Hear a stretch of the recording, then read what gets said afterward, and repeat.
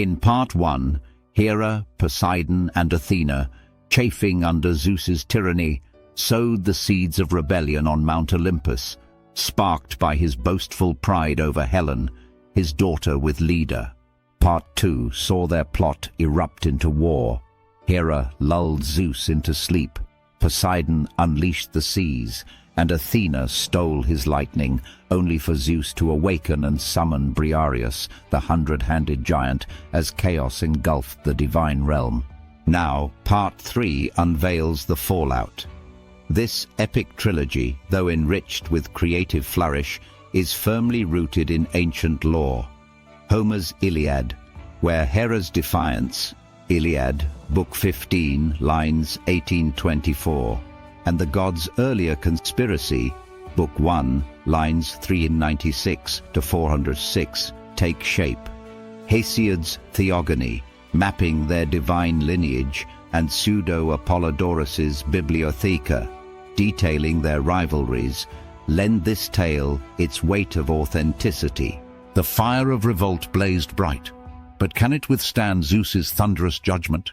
Before we witness the climactic end of this Olympian saga, if you're enthralled by the drama of the gods, please smash that subscribe button and support our channel.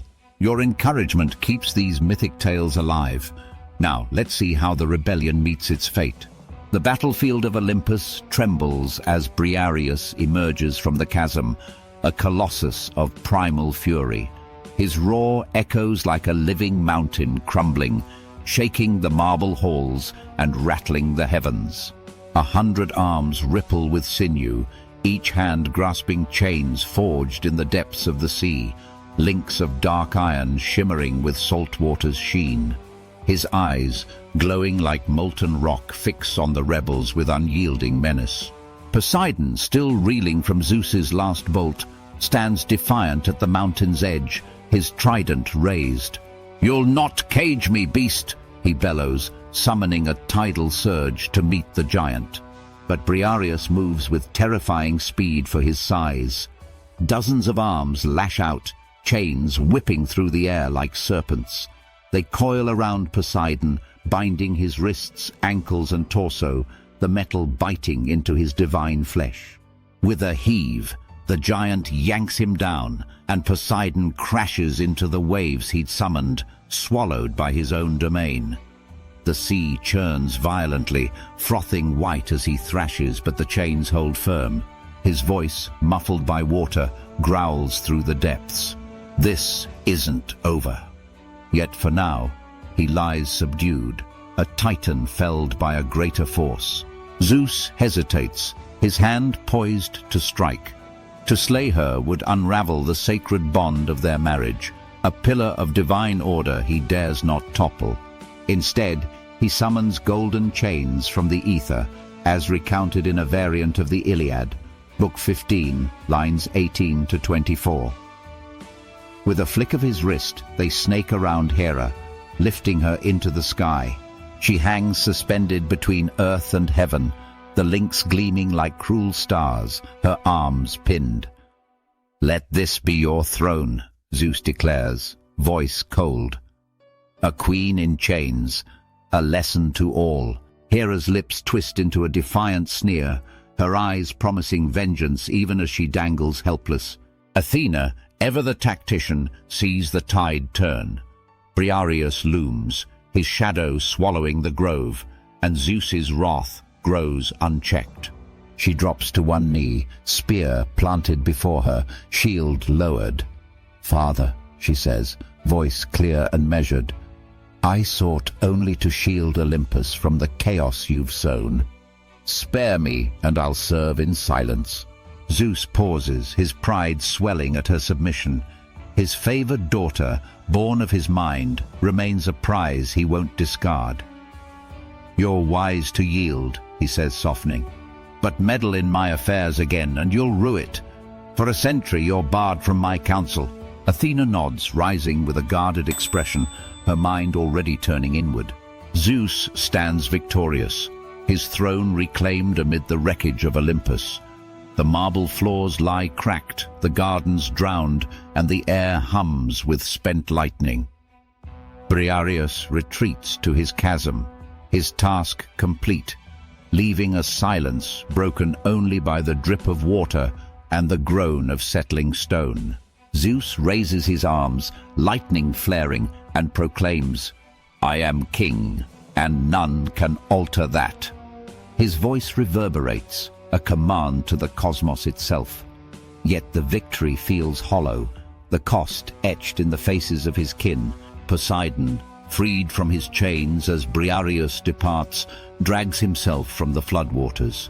His trident lies bent, his body bruised, but his spirit smolders. Kneeling at the sea's edge, he whispers to the waves, "One day I'll return." The ocean answers with a low rumble, a promise of future storms. He retreats to his underwater palace, nursing his silent grudge, his pride a wound that festers beneath the surface. Hera, still suspended in her golden prison, gazes down at Zeus with unyielding defiance. The chains chafe her wrists, but her eyes burn with a fire no bonds can quench. "You've won this day," she murmurs to herself, voice a hiss of venom, "but my war's not done." Below, Zeus avoids her stare, his triumph marred by the unspoken truth. His queen's rebellion has left a scar on their union, a rift that gold cannot mend. Athena withdraws to her cliffside perch, her olive tree swaying in the wind. She polishes her shield in silence, her banishment a bitter pill. Yet her mind churns with plans, strategies for a distant future when Zeus's guard might slip. "Order endures," she muses, tracing a pattern in the dust, "but only if the ruler proves worthy." Her submission was a gambit, not surrender, and she waits, patient as stone. The other gods, witnesses to the upheaval, gather in hushed clusters. Aphrodite, loyal to Zeus, preens beside him, but her glances dart nervously to the cracks in the floor. Ares, bloodlust sated, laughs off the defeat, though his allegiance wavers. Leto and Io, their vengeance thwarted, retreat with bitter murmurs, their faith in Zeus's justice shaken. Hestia tends her hearth, her neutrality a quiet rebuke to the chaos. The divine assembly, once united under Zeus's iron rule, now harbors doubts. Whispers of weakness ripple through their ranks.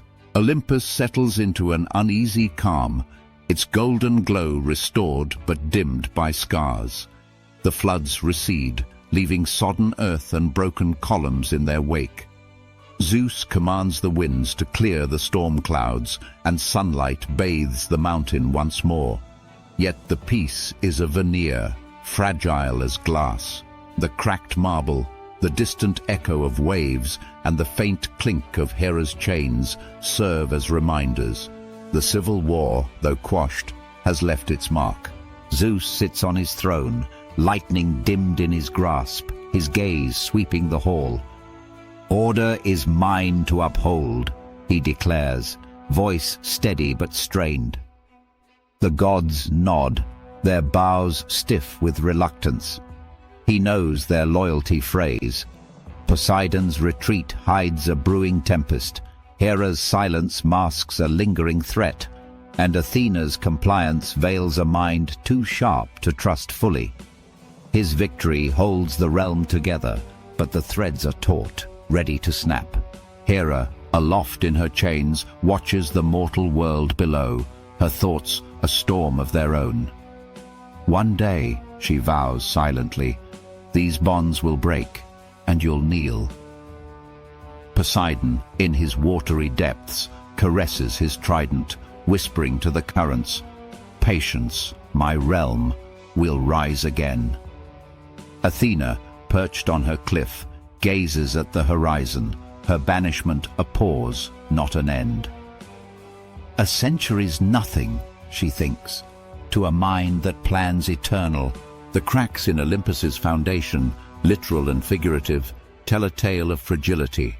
The gods resume their roles, but their eyes linger on Zeus, questioning his once unshakable might. The rebellion failed, yet its echoes persist, a warning that the fire of betrayal, though doused, lies dormant, ready to flare anew.